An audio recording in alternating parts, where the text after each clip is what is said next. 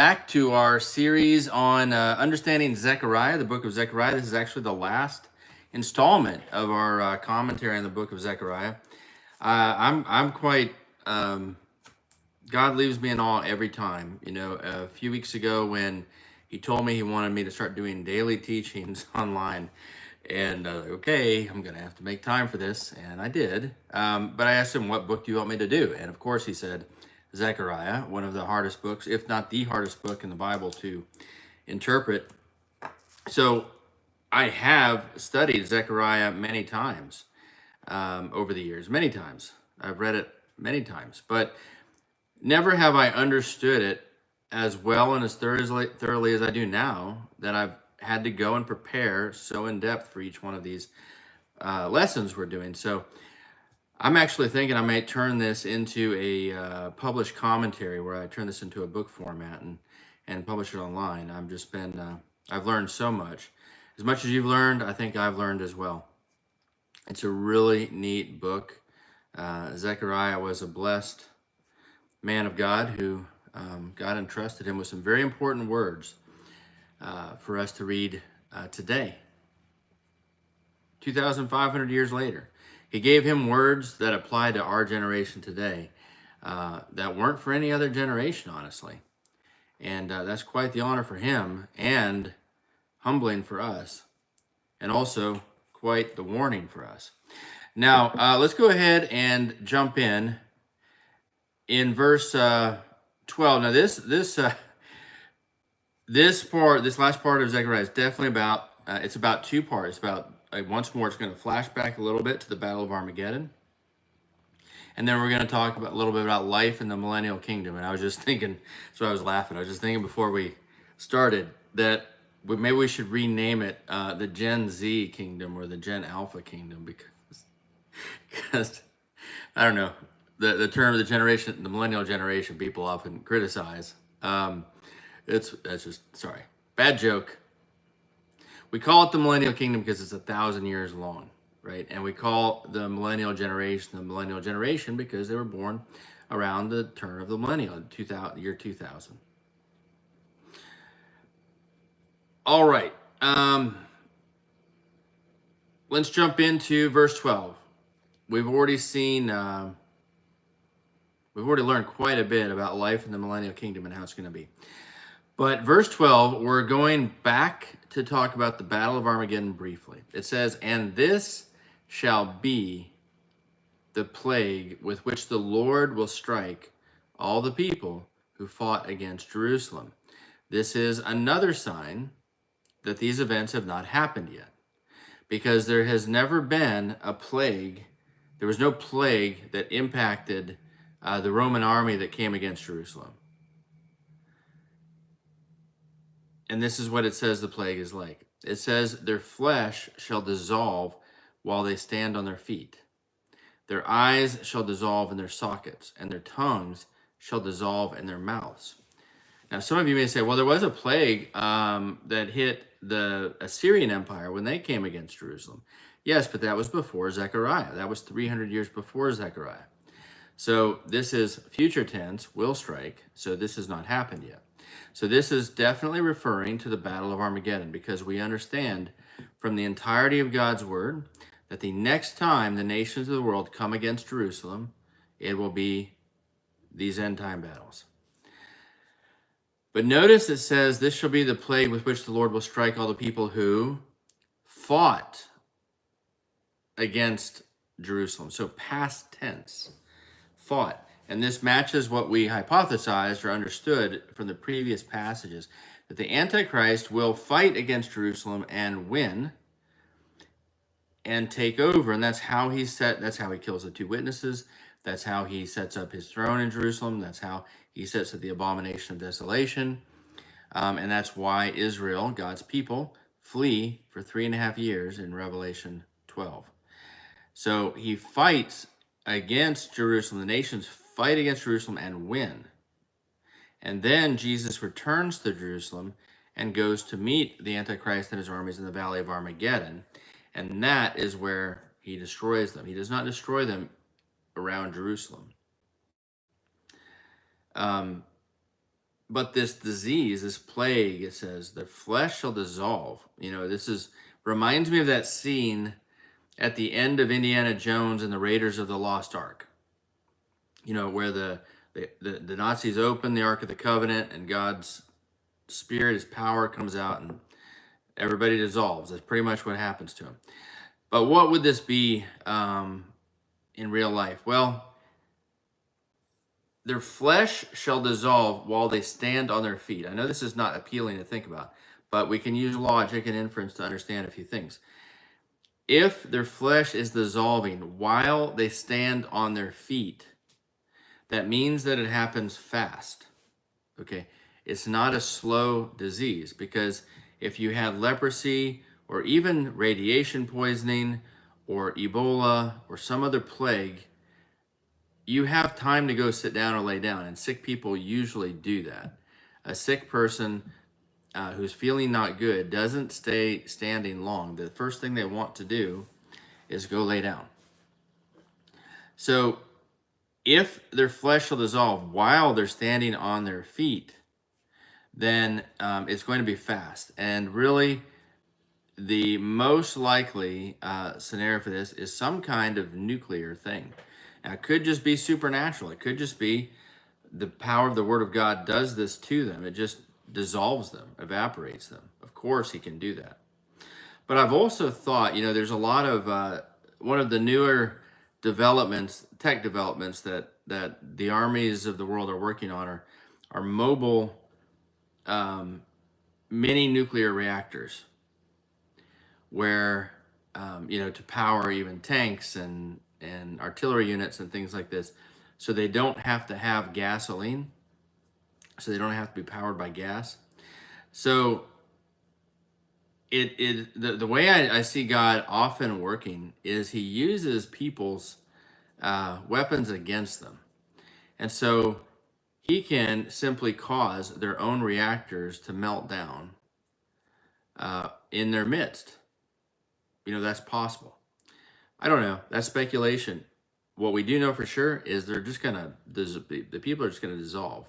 They're not going to be able to fight very well. It shall come to pass in that day that a great panic from the Lord will be among them. Everyone will seize the hand of his neighbor and raise his hand against his neighbor's hand. Okay. So now we have to back up a little bit, because the imagery that we had been understanding is that they're just going to dissolve completely, like in a nuclear blast or in the Indiana Jones movie. But actually, it doesn't say necessarily that. There's room to believe that their flesh, their eyes dissolve, their tongues dissolve, and their flesh starts to dissolve, but they're not quite dead yet. They're like zombies, and that's why there's a great panic from the Lord. Their eyes, if your eyes dissolve, you cannot see. And if your tongues dissolve, you cannot speak well. So no communication, no ability to see. They're going to be bumping into each other and thinking each other is the enemy. And that's why everyone will seize the hand of his neighbor and raise his hand against his neighbor's hand. Judah also will fight at Jerusalem, and the wealth of all the surrounding nations shall be gathered together, gold, silver, and apparel in great abundance. So Judah also will fight at Jerusalem. Seems like just a superfluous line, but we've seen that Jerusalem was already conquered. Then the primary battle between Jesus and the Antichrist and his armies will be in the Valley of Armageddon. So that's where Judah will be fighting, and that's the land of Judah. And then from there, it seems they will come back and then finish conquering Jerusalem. That's what I'm getting from the passage anyway.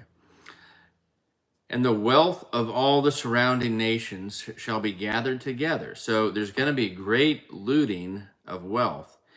And it's not from the army necessarily. It's not from the army, because it says the wealth of all the surrounding nations shall be gathered together. So either the people of the surrounding nations are completely annihilated, which there are prophets. Some of the nations surrounding Israel will be, according to Isaiah and Jeremiah, etc., and Ezekiel. and even Amos. But there are other surrounding nations that are not completely annihilated. So this would seem to be an initial great tribute. You know, the Israel has been afflicted by its neighbors throughout history. There has been great tragedy. Jesus is now establishing his throne. And this is very much like the Israelites coming out of Egypt when the Egyptians said, "We know God is with you," and so they just gave their wealth to the Israelites who asked before they went through the Red Sea and started wandering in the desert. And the wealth that they acquired, a good bit of it was used to create the tabernacle, the Ark of the Covenant, and all those fixtures to set up God's system. Well, now the same will happen. The wealth of all the nations will be gathered together in a very similar way after the Battle of Armageddon in order to set up God's civil order. His religious system has already been set up. Now his civil system, the civil government, is being set up under Christ. Such also shall be the plague on the horse and the mule, on the camel and the donkey, and on all the cattle that will be in those camps. So shall this plague be. Now, it's very interesting because you don't think of, we would think a modern army, especially if we're talking about possibly having uranium reactors, many reactors. You don't think of them having these animals, okay, with them in the army. Presumably, you could have some cattle, you know, because maybe they're bringing cattle with them to feed themselves as they go. It can be symbolic. So there's two possibilities here on the horse, the mule, the camel, and the donkey, because those are all beasts of burden or animals you would ride in a battle. There's one possibility is obviously that Zechariah could not understand modern machinery or electricity or gasoline or engines or those kind of things. So he could have he could have been shown animals as representing those things, and then seen that they are these transportation beasts, which would be our modern, you know, APVs and things like that, are taken out by this plague as well. They're stopped. On the other hand, he doesn't mention the word chariot, and he specifically names multiple kinds of animals. So suddenly I am considering a different possibility, which is that what if, you know, if we're thinking about what has happened at this point in the world, all right, by the time we get to the Battle of Armageddon, you have had massive global plagues. You've had financial collapses. The transportation systems, the supply chains are broken down. There isn't going to be a lot of manufacturing happening. You have had massive earthquakes that have moved mountains, islands out of their places. In fact, right before this, you've had the largest earthquake in the history of the world. So much so, it's reforming the earth, the terrain of Israel. That means that, you know, and all this crazy weather, solar panels will have been destroyed. Wind turbines will have been destroyed. Hydroelectric dams, I have no doubt with all these earthquakes, will have all been destroyed. Nuclear reactors will have been destroyed. So there's a question of what are the people doing during this time for electricity? Because once Jesus starts shaking the earth, he's not going to stop shaking it. And it's going to be really hard to rebuild those things. And with the wars that are happening all over, you know, global trade is going to be also severely hindered. So what if we have had kind of a technological setback of sorts? I don't mean they're completely out of electricity, because they would have some ability to charge things, and you still got the Mark of the Beast system working and all that through satellites. But maybe communications are still working, but what if there's just no ability to provide enough gasoline to fuel an army like this, and so they're resorting to these kind of animals at this point. And even then, they're overcoming Israel. I don't know. I don't know. I know that all I know is that when we get to it, we're going to see it fulfilled perfectly. Now, next section, verse 16, and it should come to pass that everyone who is left. Oh, 1 second. So there is another principle there. We notice the wealth was gathered from the nations surrounding them. The animals that were with them, if these animals are with them, are killed. Israel doesn't take them as loot or spoil. This matches what God did numerous times in the Old Testament. When they were fighting the Canaanites or the Amalekites or certain others, they were instructed to not keep their animals or anything like that, but to annihilate everything. He does not want things that have been contaminated coming into the Israel's camp. He doesn't want them getting gain directly from the enemy army, so to speak. But that doesn't mean but then the tribute that's coming in from the surrounding nations is different, because obviously those were not gathered against Jesus to fight directly. And that is another indicate. By the way, that's another indication that there are survivors. There's going to be a number of survivors, most likely. Verse 16, and it shall come to pass that everyone who is left of all the nations, there you go, there are survivors, that everyone who is left of all the nations which came against Jerusalem, so not even every member of Turkey, every citizen of Greece or Europe or Russia or China, not every single person in the world is not going to be killed in the Battle of Armageddon. It's just those that come to fight that are killed, that come to directly oppose Jesus. And it shall come to pass that everyone who is left of all the nations which came against Jerusalem shall go up from year to year to worship the King, the Lord of hosts, and to keep the Feast of Tabernacles. And it shall be that whichever of the families of the earth do not come up to Jerusalem to worship the King, the Lord of hosts, on them will be no rain. If the family of Egypt will not come up and enter in, they shall have no rain. And they shall receive the plague with which the Lord strikes the nations who do not come up to keep the Feast of Tabernacles. This shall be the punishment of Egypt and the punishment of all the nations that do not come up to keep the Feast of Tabernacles. Okay, so this is all about the celebration of the Feast of Tabernacles.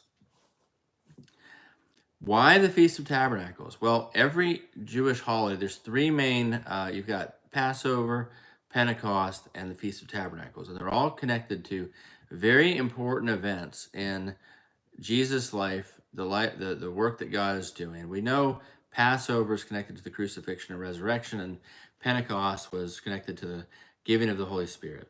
The Feast of Tabernacles, which is in usually late September or early October, is almost certainly the true birthday of Jesus, for multiple reasons, many of which I'm not going to go into in this video, but just a few things. One is it fits because the tabernacle was the house that God came to live in, and that is what Jesus, the angel of the Lord did by incarnating a human body that is like a tent. The Apostle John in the Gospel of John, in the Greek, it says that Jesus tabernacled among us. So it uses that word even. And there's other things that have been pointed out, like the shepherds in the fields of Bethlehem probably wouldn't have been out there with their sheep like that in December, but they would have been in September and October. There's been a really good work done on identifying the Star of Bethlehem, and it would have been in the sky around September, October. There's all kinds of reasons to point at that. It just fits. It's definitely not December 25th. But most certainly, the Feast of Tabernacles is also going to be celebrating the second coming of Christ, just as it celebrated the first coming. So people are going to be going up to celebrate Jesus' birthday on the Feast of Tabernacles. But this will also be the anniversary of the day that he returned to set foot on the Mount of Olives. Now you may say, oh, but no man knows the day or the hour. It's like, no, okay. That is referring to the rapture, and that may also be a nickname for Rosh Hashanah. Nevertheless, no man knows the day or the hour refers to the rapture. Okay. Once you see the two witnesses in Jerusalem, you know exactly when Jesus is coming back. He will return 7 years to the day after the first appearance of the two witnesses in Jerusalem. And that is what the book of Revelation shows us. So the Feast of Tabernacles is most certainly, which would tell me that would tell me that I should be looking for the appearance of the two witnesses to begin at the Feast of Tabernacles in some year. And once we see that, we know it's 7 years away. So I guess we'll look for this year. We'll see what happens this year. But anyways, he will return at the Feast of Tabernacles. And the nations are going up to remember, to celebrate the anniversary of Jesus returning to earth, conquering, and establishing his millennial kingdom physically. So after he's had such open rebellion and is ruling from Jerusalem, any nation that does not come to celebrate his arrival to establish his kingdom will be viewed as traitorous. It will be a political slight. And I don't know that it means that every single family or person has to come up every year, but they would need to have a delegation at least, if not significant representation. But if they don't, the other passages talk about him ruling with a rod of iron. People who, Christians, American Christians who talk about Jesus like he's just this passive hippie bro. It's not Jesus. That's not who he is. He is authority. He is King of Kings. He will rule with an iron rod. And this is part of that. If a nation will not come and celebrate the anniversary of his return, they will receive no rain. And then what is this plague? Well, is this the plague from before where it says that their flesh will dissolve, etc.? I don't believe so, because it says they shall receive the plague with which the Lord strikes the nations who do not come up to keep the Feast of Tabernacles.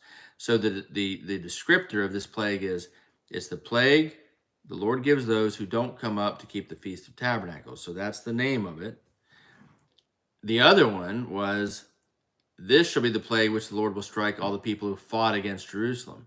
Different title. Fight against Jerusalem, get that plague. Don't come up to celebrate the Feast of Tabernacles, it's a different plague. What plague is it? I don't know. They could be similar. It doesn't tell us what it is. I can throw out a speculative idea. We've got World War III and all of it, and nuclear weapons. Mystery Babylon is going to be destroyed with nuclear weapons. All of our cities annihilated. The land's going to be desolate here in America. People are only going to be living in, I don't know if they'll be living in South America or not, but definitely it'll be just remnants of Europe, Asia, Africa, and maybe Australia. No, probably not Australia. Bet we're concentrated. So, but this nuclear fallout will have gone out all over the world and kind of rained down like ash. So what if it's kind of a simple thing? What if, you have to have rain in your country to wash away the effects of this radioactive ash, to wash it away, to keep it from harming you. And you say, well, it would be in their food too, and they would get, they could get disease and things like that. Yes. And we have the trees of life next to the river of life coming out of the throne of Jesus, from under the throne of Jesus, where anybody eats of the fruit is healed. Everybody is supposed to go to the Feast of Tabernacles once a year to celebrate, so you can eat a fruit, be healed, and stay healthy. I don't know. You may be saying, well, he could just speak and it's just all perfect and healed. Well, yeah, but God doesn't really do it that way. I don't see him doing things that way. It can be, but I more likely see him letting things lay as they are to some degree, which will surprise a lot of people, and using potential, you know, the leftover radiation or things from the past to force people to be dependent on him and his kingdom. Because without the enemy, like without spiritual warfare, the enemy's going to be locked away in a pit. There's no spiritual warfare. There's going to be lots of prosperity. And when you have no spiritual warfare and lots of prosperity, people get very complacent. These are still people. And they don't like to depend on God in that situation. So there's going to have to be something that makes them want to depend on him. The government will be redeemed, glorified saints, but the people will be ordinary survivors of the nations and their descendants. They will have Jesus right there with them. But these were people who did not willingly submit, a lot of them, to his authority in the first place. So it's not necessarily going to be, everybody's just automatically on board all the time from day one. Otherwise, he wouldn't have to rule with a rod of iron. Anyways, these are all thoughts. You can imagine for yourself, ask him to illuminate you. I love thinking about how the millennial kingdom is going to be. Verse 20. In that day, holiness to the Lord shall be engraved on the bells of the horses. The pots in the Lord's house shall be like the bowls before the altar. Yes, every pot in Jerusalem and Judah shall be holiness to the Lord of hosts. Everyone who sacrifices shall come and take them and cook them. In that day there shall no longer be a Canaanite in the house of the Lord of hosts. So, holiness is going to be engraved on the bells of the horses. It says the pots in the Lord's house will be like the bowls before the altar. So it's saying every item in Jerusalem is going to become super holy just because of the presence of Jesus. It's all going to be considered sacred, the whole city. And this will be different from anywhere else on earth. This is specifically about Jerusalem and Judah. It says every pot in Jerusalem and Judah, so the whole land will be full of holiness. This means Judah will no longer stray again. And we have Isaiah 19 telling us that Egypt and Assyria, so all the way from Egypt up through Turkey and Syria and part of Iraq, all the peoples there will also become the people of God directly. So, and it's comparing the pots, which were more common, to the golden bowls that were for the altar. So it's just showing how holy everything is going to be. And when it says everyone who sacrifices shall come and take them and cook them, so there's going to be sacrifices in the millennial kingdom. There'll be a temple and there'll be sacrifices. Why would there need to be sacrifices if Jesus did away with the sacrifices? These sacrifices will be instructive looking back. It'll be pointing back to the cross. It'll be continuing the law, so to speak, but now for a different reason. So that's my understanding anyways. I guess he will explain better when he's here. In that day, and when you do the a lot of the sacrifices that you would do, you would not burn the whole animal. You would do the sacrifice and then you would eat the rest of the animal in fellowship with the priests or your family. And so that's what it's saying. Everyone who sacrificed would come and take them and cook in them. Be cooking in the temple, in the house of the Lord. You're cooking this meal from the leftovers of the sacrifice for fellowship.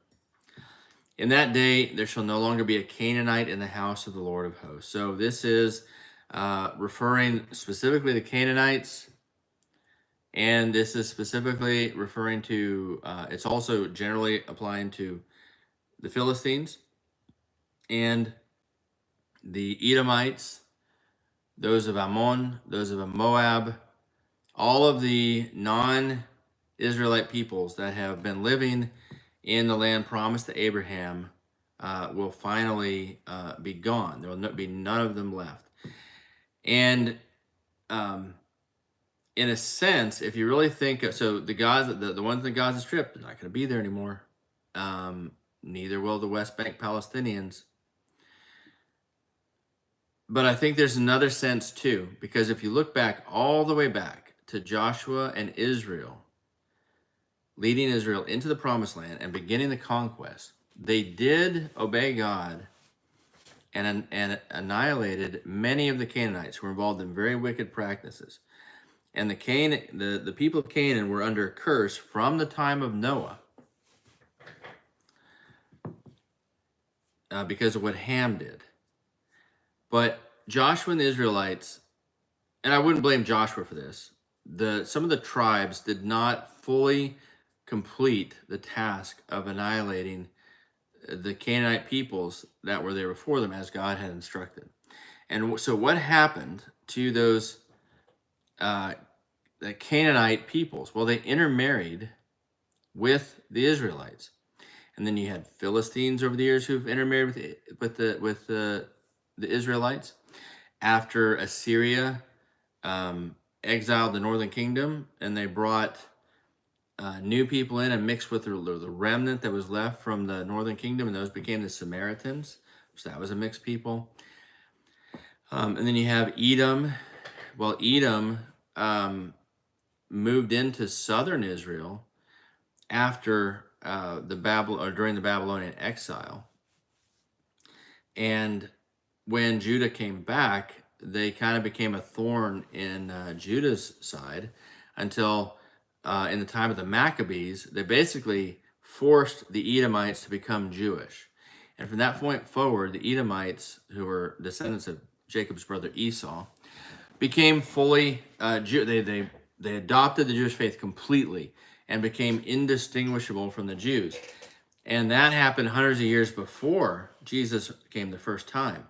So in the time of Jesus, there is reason to believe that we know for a fact that Herod, the king of Israel at that time, was Edomite. The Romans called it Idumea.